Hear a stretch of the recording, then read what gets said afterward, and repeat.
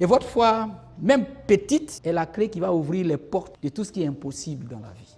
Et pour finir, peuple de Dieu, vous savez aussi la foi là, sans les œuvres, elle est morte. Sans les œuvres, elle est morte. La vraie foi, c'est une foi qui agit toujours.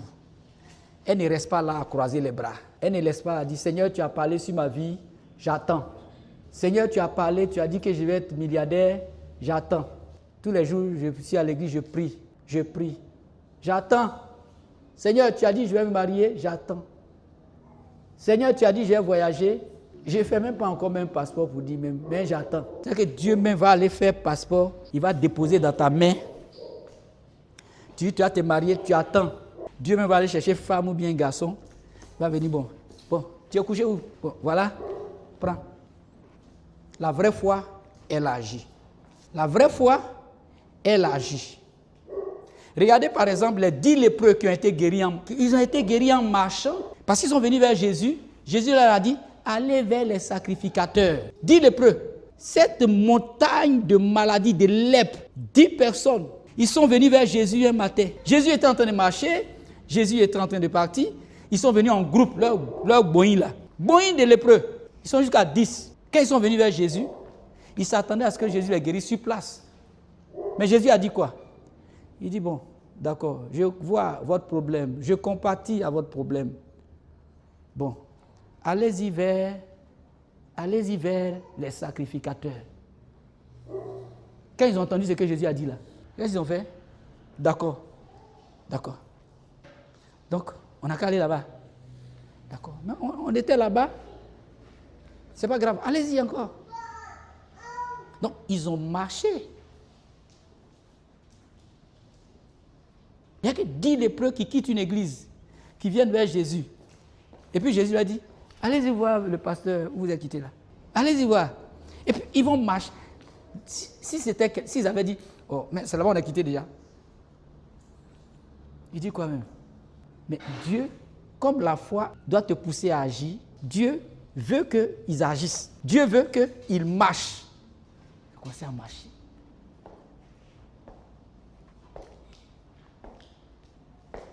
Donc toi qui dis qu'il y a la foi et puis tu ne marches pas là, pardon, la vraie foi, ça marche. Elle agit. Et ils ont agi en marchant parce que le Seigneur a indiqué l'interrupteur qui allait déclencher le miracle de la guérison, ce sont les sacrificateurs. Allez-y. Donc il faut marcher pour aller vers le sacrificateur, il faut marcher pour aller vers les pasteurs là. Mais c'est en marchant là que le Seigneur les a guéris, avant même qu'ils arrivent là-bas. La maladie est finie. Oh. Regardez Naaman.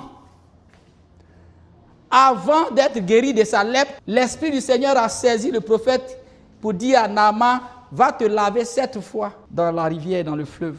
Il aurait pu dire, mais moi je me suis déplacé, je suis venu vers toi. Si c'est pour aller me laver dans le fleuve là. Chez moi là-bas, il y a des fleuves. J'ai voyagé, je suis venu vers toi, tu me dis d'aller me laver 7 fois dans le fleuve. Au départ même, il hésitait. Maintenant, son équipier qui était avec lui, il a dit, mais patron, ce que le prophète dit là, c'est tellement simple. Allons, et puis, lave-toi 7 fois. Maintenant, s'il n'y a pas eu quelque chose, tu vas parler, mais il ne faut pas hésiter. Il allait se laver 7 fois. 7e fois, là, quand il s'est levé comme c'est le sorti de l'eau, tous les plats ont disparu. La vraie foi, elle agit. Elle ne croise pas les bras. Elle ne reste pas là assis dans l'expectative et dit, bon, j'attends mon miracle. J'attends mon miracle. J'attends mon miracle. J'attends mon miracle. Non, non, non, non, non, non, non. Tu attends. Il ne faut pas attendre, sinon tu n'auras pas. Il faut marcher. Il faut marcher pour aller vers. Si je m'arrête ici, que je ne marche pas pour aller vers l'interrupteur, ça ne va pas s'allumer. Donc quand je veux que ça s'allume, alors je fais une petite distance ou bien une longue distance. Laisse-moi te dire que la distance soit courte, que la distance soit longue. L'essentiel est que ça s'allume. Pour certains, avant d'arriver à toucher l'interrupteur, ça peut prendre 10 ans. Ça peut prendre 20 ans. Ça peut prendre 30 ans. Pour certains, là, c'est un seul pas. C'est Dieu qui fait ça. Tout le monde n'a pas le même parcours. Tout le monde n'a pas le même chemin. Mais le résultat, là, il est identique. Parce que la gloire de l'Éternel, il dit, je vous donnerai ma grâce et la bénédiction de l'Éternel qui n'est suivie d'aucun chagrin. Il faut marcher pour aller vers toucher l'interrupteur en croyant que la parole de Dieu a une puissance pour agir. Naaman a dû se plonger 7 fois dans le Jourdain et sa guérison était liée à son action de foi. Toute foi sans action est une foi morte. Toute foi sans action est une foi morte au peuple de Dieu. C'est pour ça que beaucoup aujourd'hui n'ont pas le résultat. Parce qu'ils ont des foi, mais ils ne font aucune action. Sans action, elle est morte. Avec action, elle produit un résultat concret, peuple de Dieu. Donc, la foi demande souvent un premier pas. La foi demande souvent un premier pas de notre part. La foi demande souvent de bouger. La foi demande souvent d'avancer. La foi demande souvent de marcher vers, de progresser vers. Quel que soit le temps que ça va prendre, continue de marcher, ne t'arrête pas et tu toucheras le point focal qui va ouvrir cette porte pour toi, qui va éclairer ce chemin pour toi. Tu trouveras si tu marches. On ne peut pas apprendre à nager seulement en lisant des livres. Tu veux apprendre à nager et puis tu prends les documents où on parle de natation, les maîtres nageurs là, et puis tu prends leur livre. Pour nager, voilà ce qu'il faut faire. Tu lis. Mais tant que tu vas te limiter à la lecture, tu ne sauras pas nager. Tu vas voir que dans la lecture, tu auras les techniques de nage. Mais si tu ne plonges pas dans l'eau, si tu ne plonges jamais dans l'eau, tu ne sauras jamais nager. Vous voyez, moi j'ai appris la nage, j'ai regardé sur Internet, YouTube, comment nager. Puis je regarde le maître nageur, il me fait un commentaire, je regarde les vidéos, quand il faut nager, voilà ce qu'il faut faire, voilà, tant. Aussi longtemps que je regarde, je ne saurais pas nager. Donc une fois, j'ai regardé. J'étais dans ma chambre d'hôtel et comme il y avait une piscine à côté, j'ai regardé d'abord, j'ai lu le document qui accompagnait l'apprentissage à la natation. Vous voyez, non? J'ai regardé, j'ai lu, j'ai relu, et puis j'étais couché dans la chambre. Mais j'ai appris les techniques en regardant. Il fallait entrer en action. Tu peux lire un document de natation plusieurs fois. Mais si tu ne plonges pas pour essayer ce que tu as lu, tu ne sauras jamais nager. La Bible, là, c'est avec toi. Tu lis ça toutes les fois. Toutes les fois, tu as les promesses de Dieu. Mais il faut les essayer. C'est pour ça que les problèmes nous arrivent aussi, pour qu'on essaie la parole de Dieu. C'est pour ça que parfois on n'a pas l'argent dans nos poches aussi, pour qu'on essaie ce que la parole de Dieu dit. C'est pour ça qu'on est bloqué parfois pour se marier. C'est pour ça que parfois les portes sont fermées devant nous. Et c'est, mais tu as lu, c'est tellement beau. Parfois tu pries même. Il m'a donné le pouvoir de marcher sur les serpents et les scorpions et rien ne pourra me nuire. Aïe, c'est pas parole seulement. Hein. Quand tu dis rien ne pourra te nuire là, quelque chose va venir te nuire pour que tu essaies. C'est là qu'il faut plonger pour nager. C'est là qu'il faut dire ce que j'ai lu là. Ça ne se limitera pas seulement à la lecture. Bon, toi tu es venu me nuire, mais voilà ce que dit la parole. Au nom de Jésus, tu ne pourras pas me nuire. Il est écrit que je marcherai sur les serpents, sur les scorpions et sur toute la puissance de l'ennemi et rien ne pourra le nuire. Et en le disant dans ta bouche, il faut penser à ça dans le cœur.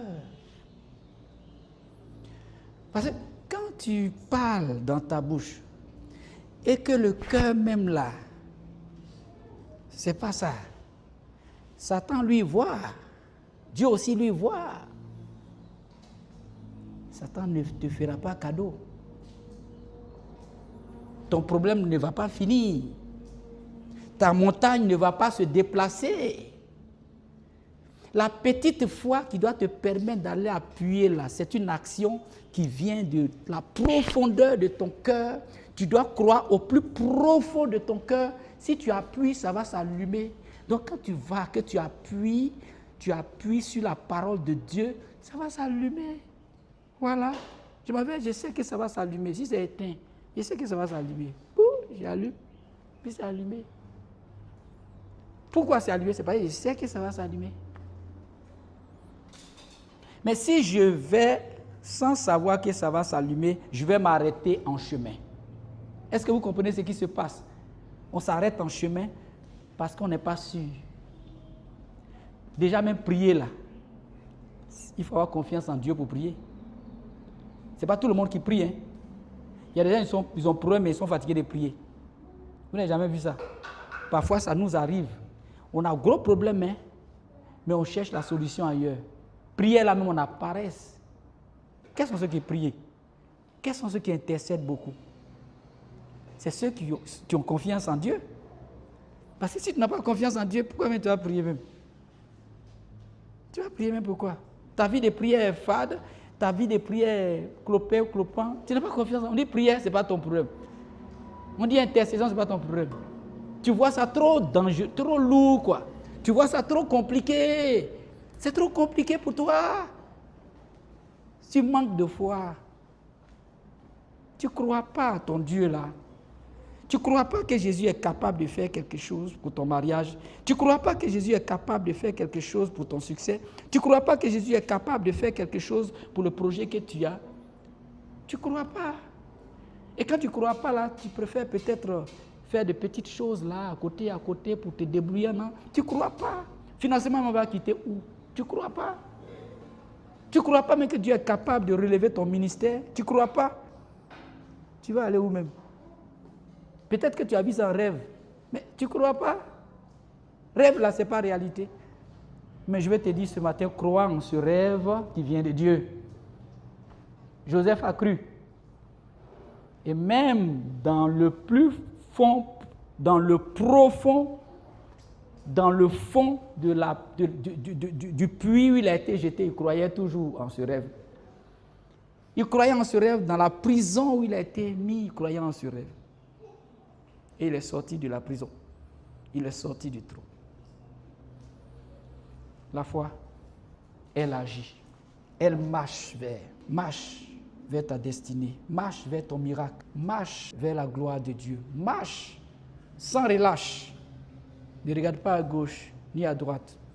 Regarde et focalise-toi vers Jésus. On ne peut pas apprendre à quelqu'un à nager en lisant seulement les livres, comme je l'ai fait. Mais tu dois aussi plonger dans l'eau un jour. Quel est le premier pas que Dieu vous demande de faire cette semaine? Il y a un pas de foi que Dieu te demande de faire. Cette semaine, regarde autour de toi. Il faut sculpter un peu ta vie. Ne reste pas là à attendre. Tu dois avancer. Tu dois agir, mais agir dans la foi. Voilà ce que le Seigneur te demande pour cette semaine. Ton peuple de Dieu, ce matin, on a appris que la foi est une certitude qui est basée sur la parole de Dieu. On a appris également qu'une petite foi suffit pour déplacer des montagnes. Et enfin, on a appris que la foi, là, sans les œuvres, là, elle est morte. Donc, il faut agir. Il faut agir. Prends une décision ce matin. Mais pas n'importe quelle décision. Prends la décision d'agir par la foi. Dis-toi qu'il y a quelque chose que tu dois faire. Qui veut aussi prendre cette décision de dire que j'agirai par la foi. Je marcherai vers quelque chose. Cette fois-ci, là, par la foi. David a marché vers Goliath. Il n'est pas allé avec des calaches. Il n'est pas allé avec des armes conventionnelles. Il n'est pas allé avec des pistolets, des fusils. Mais il a avancé et il a marché vers Goliath par la foi. En s'appuyant sur quoi? En s'appuyant sur la parole de Dieu. Tu dois agir comme ça cette semaine. Marcher vers quelque chose par la foi. Marcher vers quelque chose par la foi. Donc si tu as décidé d'agir en marchant vers quelque chose par la foi, tu vas te tenir debout là où tu es. Et nous allons prier ensemble. Le Seigneur veut transformer notre façon d'agir, notre façon de manifester sa grâce, notre façon de demeurer dans sa présence. Nous allons prier ensemble ce matin. Marcher et accomplir des pas de foi. Tu vas élever la voix avec moi. Seigneur Jésus, augmente ma foi. Donne-moi le courage d'agir selon ta parole. Que chaque montagne dans ma vie soit déplacée maintenant par la puissance de la foi en ton nom, au nom de Jésus. Que Dieu te bénisse. Veuillez vous asseoir, peuple de Dieu. Père, je veux bénir ton nom et te rendre toute la gloire ce matin. Ta parole est la vérité. Ta parole ne sort point de ta bouche sans faire effet. Par la foi, tu nous donnes la possibilité de changer notre situation. Du noir, on peut passer à la lumière en allant appuyer sur l'interrupteur. Et cet interrupteur-là, c'est ta parole. Père, je te rends grâce de ce que tu m'as révélé cela. Je te rends grâce de ce que tu l'as révélé à ton peuple. Tu veux faire de grandes choses dans nos vies, au travers de nous, mais tu attends de nous une marche par la foi. Et je prie ce matin pour ton fils. Je prie ce matin pour ta fille. Je prie ce matin pour quelqu'un qui a entendu ce message. Pour quelqu'un à qui ce message a fait du bien. Afin que cette personne ne s'arrête pas là à attendre. Je prie. Afin que sa foi se consolide. Une petite foi est capable de déplacer des montagnes. Que sa foi grandisse maintenant. Que sa foi soit capable d'agir. Que cette foi ne soit pas une foi qui croise les bras et qui attend. Mais que ce soit une foi qui marche. Qui marche.